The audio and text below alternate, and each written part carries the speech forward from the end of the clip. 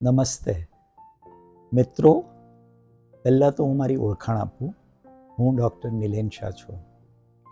છેલ્લા 30 વર્ષથી મુંબઈમાં ઓર્થોપેડિક સર્જન તરીકે કામ કરું છું અને ની રિપ્લેસમેન્ટના વિષયમાં મેં વધારે કામ કર્યું છે. તો મને ઘણીવાર પૂછવામાં આવે છે કે ની રિપ્લેસમેન્ટની જરૂર ક્યારે પડતી હોય છે. તો એ વિશે આ વિડીયોમાં મારે તમને થોડી વાત કરવી છે. ઘૂંટણ આપણો સાથળનું હાડકું અને પગના હાડકાના મિલનથી મળે છે. એ શરીરનો ઘણો મોટો સાંધો છે અને બધા જે આર્થરાઇટિસ દુખાવા શરીરમાં થાય છે એમાં થોડી પાછલી ઉંમરમાં ઘૂંટણના દુખાવાનો અને આર્થરાઇટિસનો ઇન્સિડન્સ ઘણો વધારે છે. હવે આપણે એને ઓપરેશન ક્યારે કરીએ?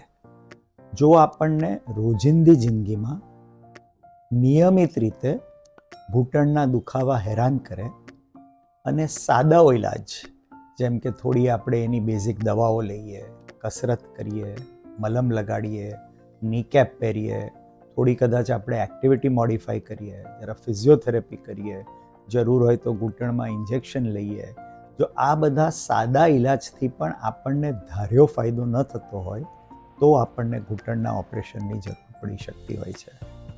એક ફક્ત એક્સરે પાડીએ એમાં આપણને ખ્યાલ આવી જાય કે આર્થરાઇટિસ કેટલો છે અને કેટલો હેરાન કરી શકે એવો છે.